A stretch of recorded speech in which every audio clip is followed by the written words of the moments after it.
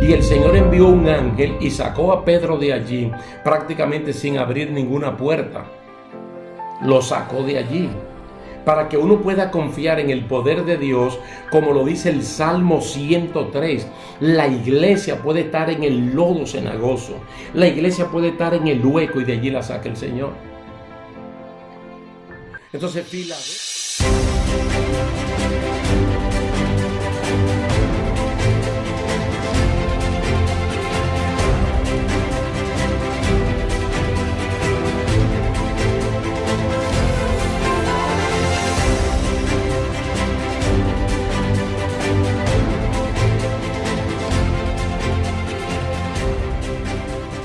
¿qué tal, queridos hermanos? Dios me le bendiga, Dios le guarde. Es un placer estar aquí de nuevo con ustedes para finalizar con esta serie de estudios bíblicos, la Iglesia del Nuevo Testamento. Un tema súper amplio, pero que le vamos a poner punto final en el día de hoy con este capítulo, el número 50. Vamos a leer en Apocalipsis capítulo 3, versículo 14 al 22, el mensaje de Dios para la iglesia local de Laodicea. Y así dice su palabra. Y escribe al ángel de la iglesia en Laodicea: He aquí el Amén, el testigo fiel y verdadero, el principio de la creación de Dios, dice esto: Yo conozco tus obras, que ni eres frío ni caliente. Ojalá fuese frío o caliente. Pero por cuanto eres tibio y no frío ni caliente, te vomitaré de mi boca. Porque tú dices: yo soy rico y me he enriquecido, y de ninguna cosa tengo necesidad. Y no sabes que tú eres un desventurado, miserable, pobre, ciego y desnudo. Por tanto, yo te aconsejo que de mí compres oro refinado en fuego, para que seas rico, y vestiduras blancas para vestirte, y que no se descubra la vergüenza de tu desnudez, y unge tus ojos con colirio para que veas. Yo reprendo y castigo a todos los que amo. Sé pues celoso y arrepiéntete. He aquí yo estoy a la puerta y llamo. Si alguno oye mi voz y abre la puerta, entraré a él y cenaré con él y él conmigo. Al que venciere le daré que se siente conmigo en mi trono, así como yo he vencido y me he sentado con mi Padre en su trono. El que tiene oído, oiga lo que el Espíritu dice a las iglesias. En este caso son las 7 iglesias de Asia Menor, en lo que es la Turquía moderna. Que independientemente este mensaje sea para la Odisea, las otras congregaciones tienen que prestarle atención. Yo quiero iniciar con 3 versículos para que, iniciando, valga la redundancia, ustedes mismos saquen sus conclusiones hasta mucho antes de terminar acerca de esta iglesia y también de nuestras propias vidas. Escuchen lo que dice Primera de Pedro, capítulo 4, verso 7. Porque es tiempo de que el juicio comience por la casa de Dios. Y si comienza por nosotros primero, ¿cuál será el fin de los que no obedecen al Evangelio de Dios? En Hebreos capítulo 2, versículo 1 al 3. Por tanto, es necesario que con más diligencia atendamos a las cosas que hemos oído, no sea que nos deslicemos. Porque si la palabra dicha por medio de los ángeles fue firme, y toda transgresión y desobediencia recibió justa retribución, ¿cómo escaparemos nosotros si descuidamos una salvación tan grande? Y en 1 Timoteo capítulo 1 verso 19 dice: manteniendo la fe y buena conciencia, desechando la cual naufragaron en cuanto a la fe algunos. Tuve que con estas 3 citas bíblicas, acompañado con lo que acabamos de leer, nos damos cuenta que la salvación es algo muy delicado. Y es un don, el don más grande que Dios pudo haberle dado a los creyentes, y nosotros tenemos que cuidarlo con temor y con temblor. Probablemente no se pierda, pero cuidarlo como si se pudiera perder. Esta iglesia local de la Odisea se conoce en relación con la iglesia de Colosas, porque prácticamente eran como dos ciudades mellizas divididas por un río, el río Lico. Entonces el apóstol Pablo le dice a los hermanos colosenses que esa carta que él estaba escribiendo a Colosas, que la compartan con la iglesia de Laodicea. Y que la carta que él envió a Laodicea, de la cual no hay registro, prácticamente se perdió, que fuera leída en la iglesia de Colosas, según Colosenses capítulo 4, verso 16. Pero noten la manera usual como el Señor se introduce. En este caso el amén, el testigo fiel y verdadero, y el principio de la creación de Dios dice lo que le tiene que decir a esta iglesia. Yo conozco tus obras. Es decir, yo te conozco perfectamente bien, y es bueno que inmediatamente el oyente se dé cuenta que no es a la Odisea solamente que el Señor le está diciendo esto, sino a usted y a mí, que somos casa de Dios y que somos la iglesia del siglo XXI. Entonces, cuando el Señor le dice, conozco tus obras, le dice, tú no eres ni frío ni caliente. Y ojalá fuese frío o caliente. Pero el problema está en la tibieza.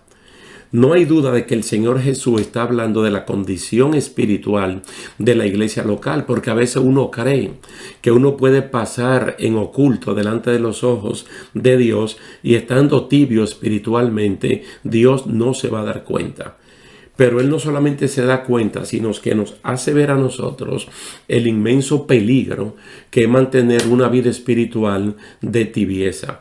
Porque si la vida estuviera completamente fría, pues ya no tiene Dios parte ni suerte con nosotros. Y es porque somos mundanos al 100%. Y si estamos fervientes en el espíritu caliente, pues el Señor siente contentamiento con nuestro estado espiritual. Pero el dolor que le causamos a Dios es cuando nosotros estamos cuando estamos tibios. No es la única ocasión, Dios siempre lo ha hecho. Siempre lo ha hecho. Dios tiene sus mecanismos divinos para darse cuenta cómo están todos los seres humanos. Fue lo primero que hizo en la sociedad antediluviana, cuando Él mismo vio que el pensamiento del corazón de los hombres era de continuo solamente el mal. No había nada bueno, todo era malo. A Nabucodonosor y a Belsasar, según dice Daniel capítulo 4 y capítulo 5, Dios los evaluó, los pesó y los halló falto. A esta iglesia local de Laodicea, el Señor la evalúa y no la halla ni fría ni caliente, sino tibia. Entonces, al encontrar la tibia, ahí mismo le dice en el verso 16, te voy a vomitar de mi boca. Hay que prestar mucha atención a los 3 versículos que leímos al principio, para que uno se dé cuenta, hermanos, de que hay personas salvas que al final del día pueden que no sean salvos definitivamente, que su nombre hayan sido borrados del libro de la vida, que el Señor haya retirado su candelero, que el Señor los haya vomitado, porque Primera de Pedro 4:7 dice que el juicio de Dios comienza primero por su casa. Y nosotros, siendo su casa, si por ahí es que comienza, como en efecto así es, ¿dónde aparecerán el impío y el pecador, o aquellos que no prestan atención, que no obedecen al evangelio? Y nosotros, si hemos oído la palabra del Señor y no la retenemos, ¿cómo escaparemos? ¿Y por qué hubo personas que naufragaron de la fe al no mantener la fe y una buena conciencia? Entonces aquí a esta iglesia le está diciendo, te voy a vomitar, te voy a vomitar. Yo creo que el término vomitar es como el término pan o el término agua, que en el mundo entero se conoce. Porque es un malestar que yo creo que todos los seres humanos en algún momento de nuestras vidas hemos vomitado. Y todos sabemos que para vomitar algo, para expulsar algo, para que algo salga de nosotros, primeramente tiene que entrar. Y puede entrar como una bebida, como alimentos, y entonces haber una indigestión estomacal, haber un problema que cause que el cuerpo rechace esto y lo mande para afuera. Entonces quiere decir que hay un momento donde la iglesia está adentro, porque esto es una figura. Aquí hay una figura. Entonces la figura es que el Señor parte de algo bien conocido a nivel mundial para explicar una verdad espiritual. Podemos tomar algo que nos haga daño, el cuerpo lo rechaza y para afuera. Podemos comer algo, el cuerpo lo rechaza y para afuera. Entonces, primeramente la iglesia entró en el Señor y el Señor la rechaza y la va a sacar, a menos que ese malestar no se resuelva a tiempo. Entonces la iglesia de la Odisea, los hermanos de la Odisea, se identificaron muchos en un sentido con algo que era muy popular en la Odisea, que eran las aguas termales. Esto no tiene que ver nada con lo espiritual, era una atracción turística, como está en algunos países, aguas tibias con azufre que sirven mucho para la sanidad de la piel, para mejorar el cuerpo. Entonces, como que espiritualmente los creyentes se adaptaron a la ciudad de la Odisea y terminaron tibios, como era tibia la ciudad en términos físicos. En términos físicos, muy buena el agua tibia, pero en términos espiritual no es buena esta condición. Así es que, ¿dónde ve uno que radica la tibieza de los creyentes de la Odisea? Ellos comenzaron a confesar que eran ricos, que se habían enriquecido y que no tenían necesidad de nada. Ellos lo que están es proclamando en ese mismo momento autosuficiencia. Lamentablemente lo digo, que hay ministros, que hay hermanos y que hay iglesia que se sienten tan poderosas que ellas se declaran completamente independientes. Y tú ves que a veces interpretan las escrituras bajo una interpretación privada. Y entonces están enseñando algo como si a Dios se le haya olvidado. Entonces, redundando en lo mismo, proclamaban que de nada tenían escasez sin darse cuenta que de Dios esta iglesia local estaba completamente vacía. Y vuelvo y le digo, hermanos, el peligro que hay aquí. Porque siguiendo la línea de los 3 versículos que acabamos de leer, Primera de Pedro capítulo 4, verso 17, y Hebreos capítulo 2, verso 1 al 3, y Primera de Timoteo capítulo 1, verso 19, solamente por escoger 3, y a sabiendas que esta carta fue enviada a una iglesia cristiana evangélica. Vamos a decir que no fue una iglesia profana, mundana, impía. No, a una iglesia cristiana evangélica. Porque no podemos negar los hechos. ¿Qué le dice el Señor a una iglesia cristiana evangélica con todo y su pastor? Desventurado, miserable, pobre, ciego y desnudo. Claramente en el verso 17. Entonces, creyéndose que lo tiene todo, entonces no tiene nada. Porque el que tiene a Dios lo tiene todo. El que no tiene a Dios, aunque tenga todo, no tiene nada. Este fue el mal de la iglesia. Cuando las personas no se sujetan, cuando ellos se autoindependizan, cuando ellos dicen que se liberan y llegan a un conocimiento tal que ellos se pueden sentar al lado de Dios y pueden incluso corregir a Dios acerca de enseñanzas bíblicas, creyendo que ya todo lo saben. Tú ves la distinción que hay en este tipo de personas y, por ejemplo, alguien como el apóstol Pablo. A mí me llama mucho la atención cuando Pablo le remite la última carta a Timoteo diciéndole que ya él había corrido la carrera, había peleado la batalla, había guardado la fe, que solo le faltaba morir y ser coronado. Pero unos versículos después le dice, ve a Troas, a la casa de Carpo, y tráeme los libros que allí se quedaron, mayormente los pergaminos. Como quien dice, el poco tiempo que me quede, necesito seguir siendo un discípulo de Cristo y seguir aprendiendo. Y hay héroes grandes del tiempo moderno que han muerto en una cama escuchando la lectura de la palabra de Dios o poniendo una pizarra grande para que alguien le fuera escribiendo textos y ellos recitándolos. Porque necesitaban seguir aprendiendo todavía en el último momento de su vida. Mas, sin embargo, una iglesia autosuficiente como esta recibe el calificativo de Dios de ser un desventurado, un ciego, un pobre, un desnudo. Y esto se aplica a la persona de condición humana, de abandono y de mendicidad. porque se conocen esos casos de personas que desafortunadamente los políticos o el sistema les robó su oportunidad y en el día de hoy son pobres, desnudos, desventurados, ciegos, sin chance. Dice, espiritualmente hay personas que sin nadie haberles robado la oportunidad, sino por ellos mismos haberse entibiado, han caído a un nivel así. Y noten que el que le está diciendo esto, número uno, es el testigo fiel y verdadero. Es el amén y es el principio de la creación de Dios. Es alguien que tiene autoridad para decir esto.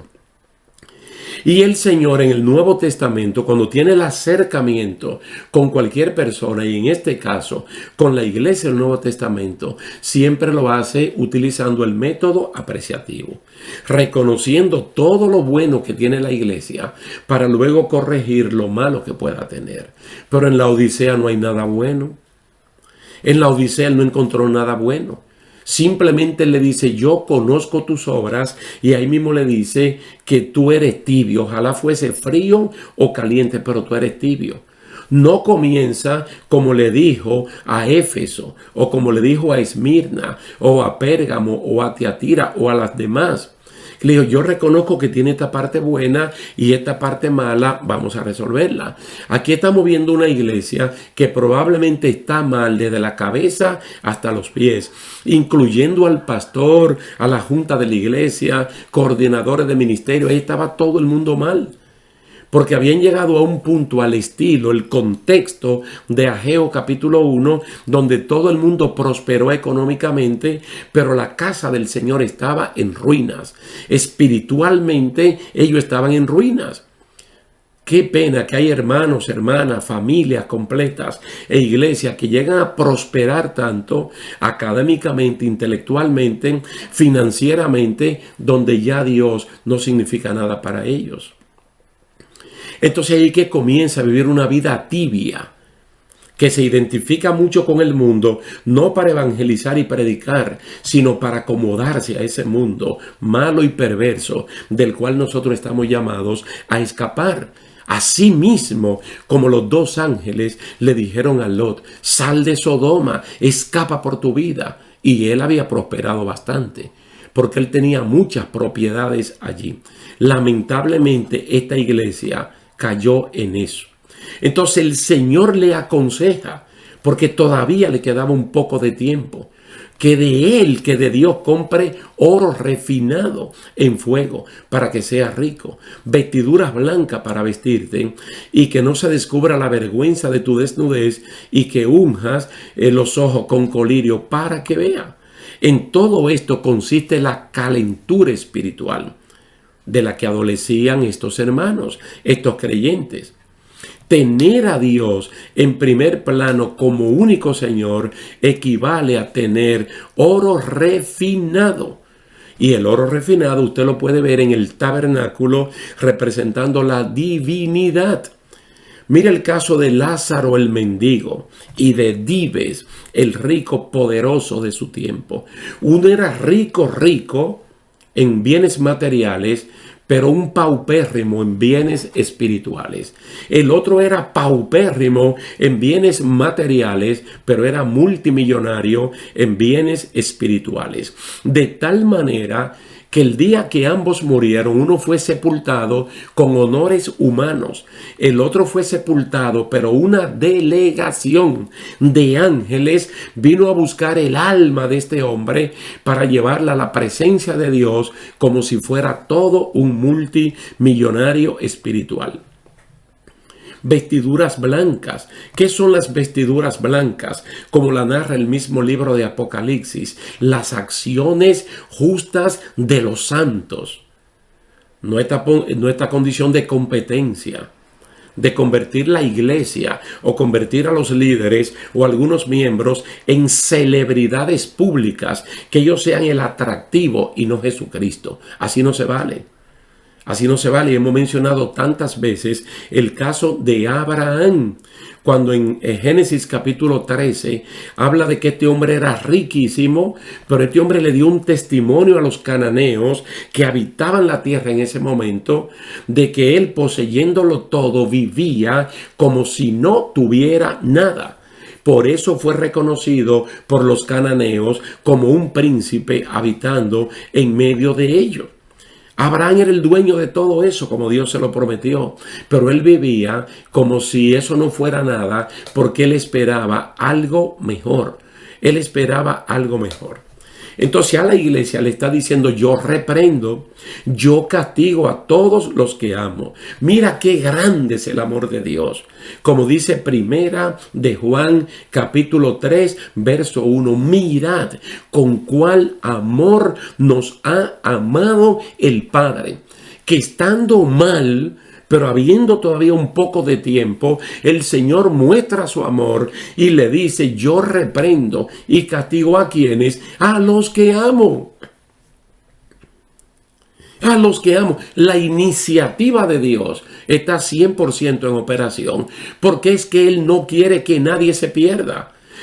Segunda de Pedro capítulo 3. Dios es paciente. Dios no es tardío, Dios es paciente para con nosotros, porque Él no quiere que nadie se pierda, mucho menos los que están en una condición de tibieza, que rápidamente pueden poner la reversa y subir al nivel de calentarse espiritualmente y ser llenos del Espíritu Santo.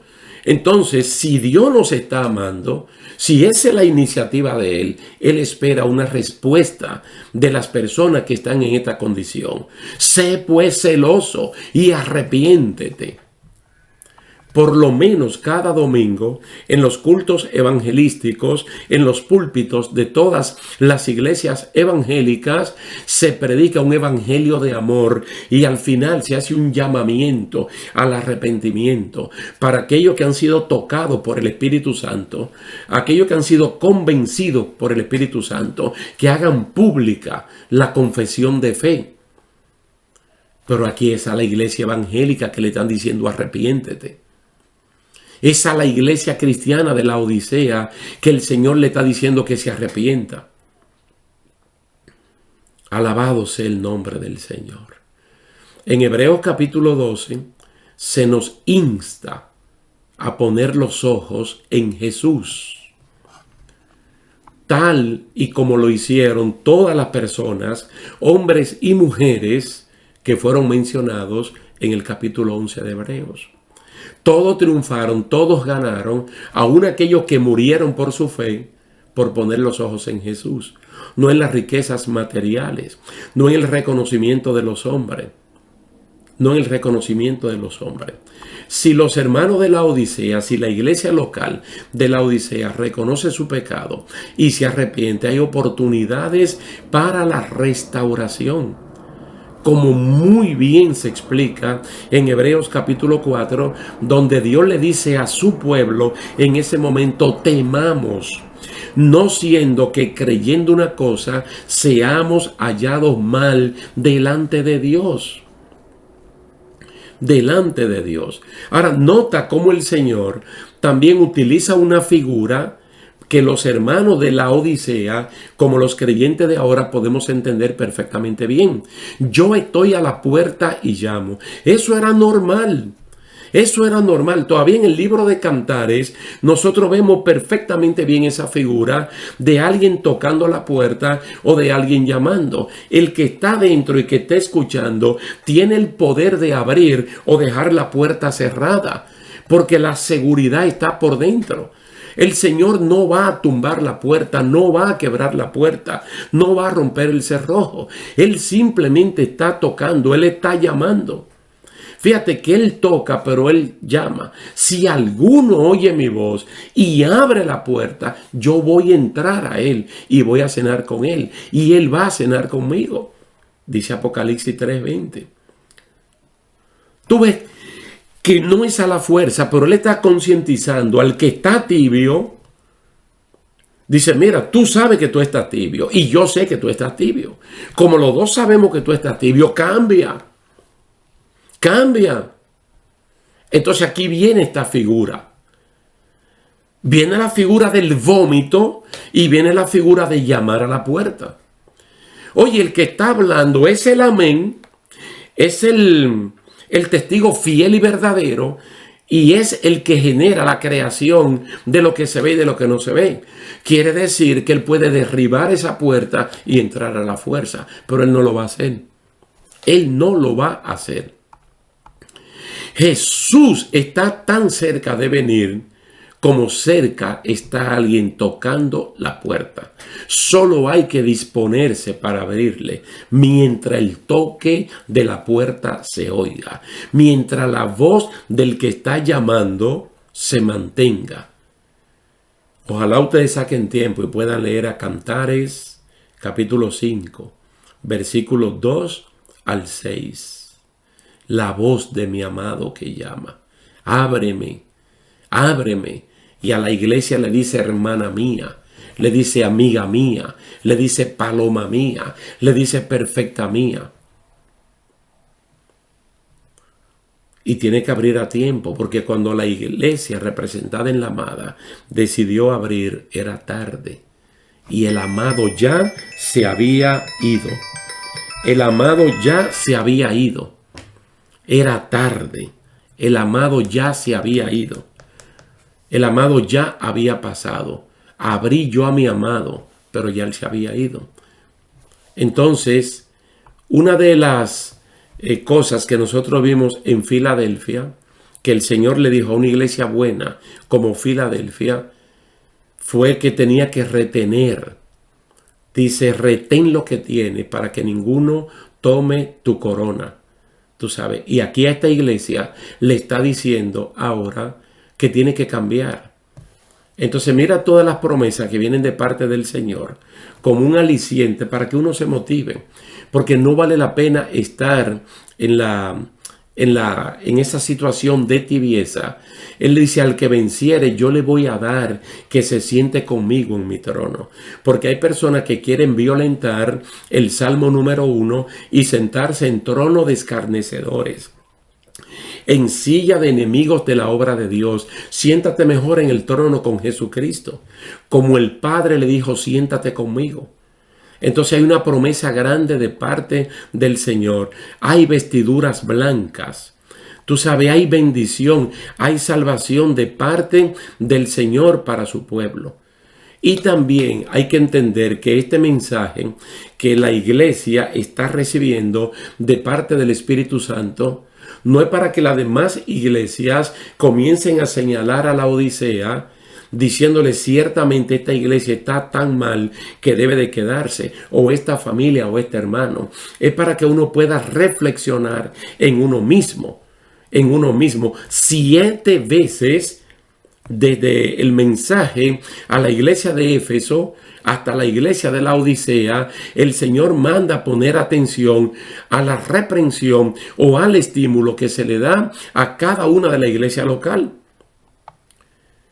A cada una de la iglesia local el Señor le está diciendo que hay bendición para comer del árbol de la vida que está en medio del paraíso de Dios. Hay bendición de no sufrir de la muerte segunda. Hay bendición de comer del maná escondido y de recibir un nombre nuevo. Hay bendición de no borrar el nombre del libro de la vida. Hay bendición de ser columna en el templo de Dios. Hay bendición de sentarse en el trono de Dios. Y finalmente en Apocalipsis capítulo 21, versículo 7, el Señor lo redondea todo. Lo redondea todo y allí dice, el que venciere heredará todas las cosas. Yo seré su Dios y él será mi hijo. Alabado sea el nombre del Señor. Quiere decir, estimados hermanos, que no hay ninguna razón para no obedecer a lo que el Señor nos está diciendo aquí, de que pasemos revista a nuestra vida. Y si encontramos que realmente estamos tibios, tenemos la oportunidad justo en este momento de hacer lo que el Señor dice. Comprar oro refinado de Él, ser rico para con Dios y no para con los hombres, colirio para que podamos ver perfectamente bien y no ver una cosa por otra y arrepentirnos de nuestra falta. Vamos a a dejarlo hasta aquí por esta serie que termina, dándole gracias a Dios por esta linda oportunidad que nos brindó de compartir y esperar tener un encuentro más adelante con el favor de Dios. Así que Dios le bendiga, Dios le guarde y muchísimas gracias por su atención prestada.